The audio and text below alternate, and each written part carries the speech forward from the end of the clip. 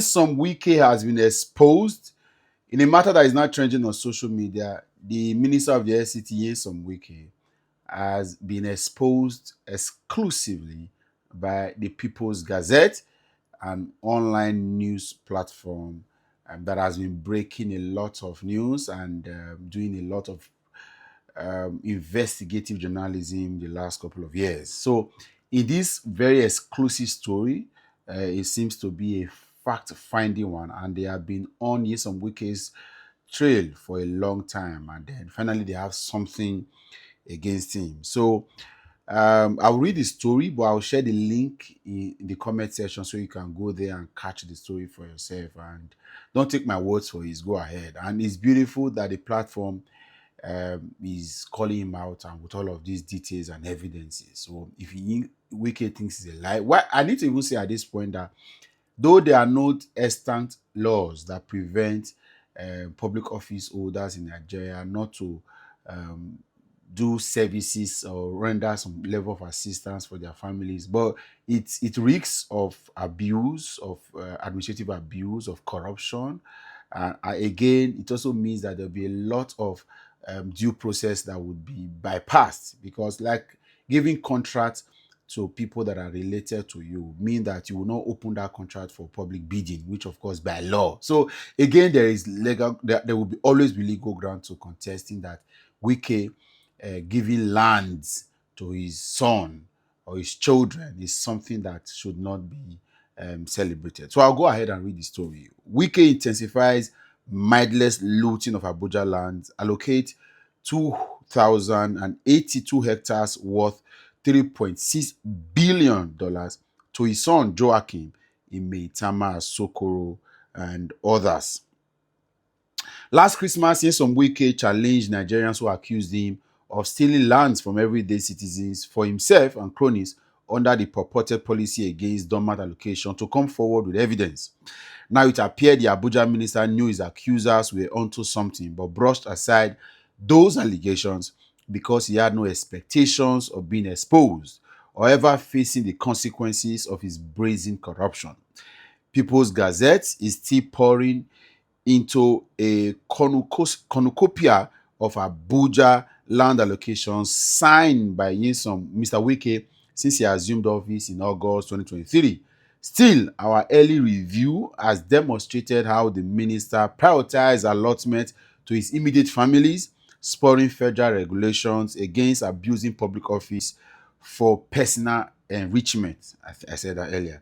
While the legislation controlling land administration did not appear to contain sections that specifically ban a minister in charge of the federal capital from granting a piece of land to a family member, the transactions Mr. Wike approved for his sons were far-reaching and systemic enough to constitute illicit self-dealing, according to two officials in the minister's office.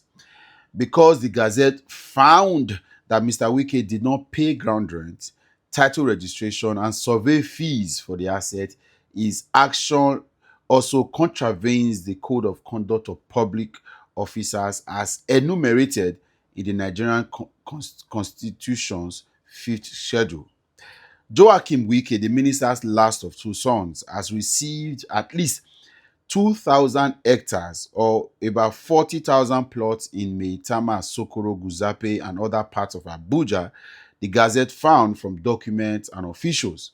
Officials estimated that the hectares Mr. Wike has issued to his son, along with certificate of occupancy, are worth at least $3.6 billion. A plot in Maitama and Sokoro where Mr. Wike gave his son at least 7 hectares total was recently sold for 1.28 billion and 1.4 million.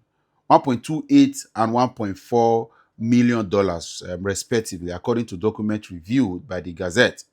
Mr. Wike's action was so brazen that when aides told him he needed to exercise caution, he dismissed their warning, saying he wanted his son to be the largest landowners in the nation's capital. When we told the minister in April that he needed to slow down on frequent allocations to his own children, he said he was just starting because his goal was to make them the largest landowners in Abuja. An aide said discussing the minister's conduct under anonymity. We've worked with ministers before him, but we have never seen anything even remotely comparable to this. Most of the allocations are in developing communities such as Koita, Buhari, and Gandua, where sources said Mr. Wike carefully selected them for the medium to long-term commercial prospects. While it was unclear when the scheme was devised, documents showed Mr. Wike started allocating the lands to Joachim days after a company named after him was registered in October 2024.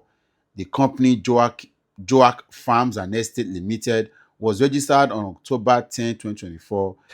Barely a week later, on October 17, 2024, Mr. Wike allocated 350 hectares to the business via number 155882 and certificate of occupancy number 0000162. This is quite thorough.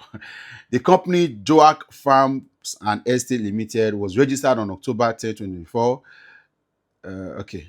The company listed its address as 13 Taba Seka Street, Wuse 2, with Taba misspelled on the document as Teba.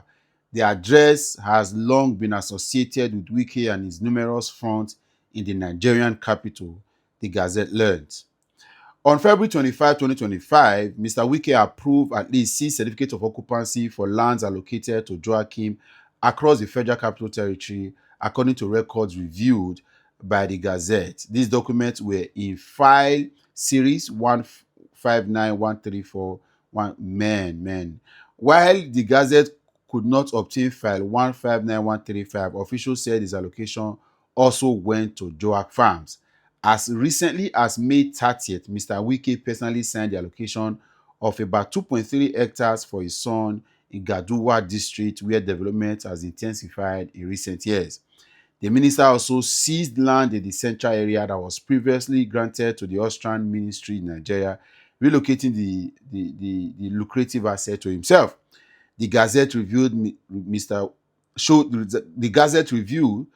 Mr. Wike allocated roughly 2,082 hectares to drug farms between October 2024 and May 2025. Officials stated that Mr. Wike approved more than 3,500 hectares for his son, but were unable to provide the documents before the publications. Officials said Joachim can easily earn more than 3.6 billion on the asset, emphasizing this was a conservative estimate. Okay, so go and read the story, and it's all there for you. And I like the fact that they are having so much of evidence, and that's the certificate there, and it's quite revealing. It's okay. I'm happy. So that those of you that are still online and shout and defend this lot, I would ask you, a day will come when we'll sit to ask, what have you gained? There are people on social media who are fighting for this, people who are insulting everybody that comes to challenge them, to say, no, this recklessness, this administrative abuse, this guts, this insult, this sensitivity, all of these things, what are you benefiting? You see what these guys are doing? They have ensured that they are the one managing our affairs, dealing with us, ruling us, and they want to ensure that they put their children not just to politically rule us, but to economically rule us.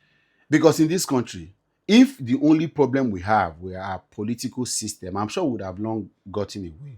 But the same people that are in charge of our political system are the same people in charge of our economic system. And that's why we are not getting out. So they are working hand in hand to ensure that we are suppressed. That's why they're using the weapons of lack of education, lack of poverty, as it were, lack of money, and then using tribalism and ethnicism and religion to tame us. So everybody, so we have a political system, economic system, and religious system, all of them working together to put us on the ground. So it's okay. It's okay. God Almighty, a day will come, one day, and I'm so certain about this. I'm so certain. One day, all of these lands, the people that will inherit it will be commoners, because everybody will be taken down. Let me keep quiet.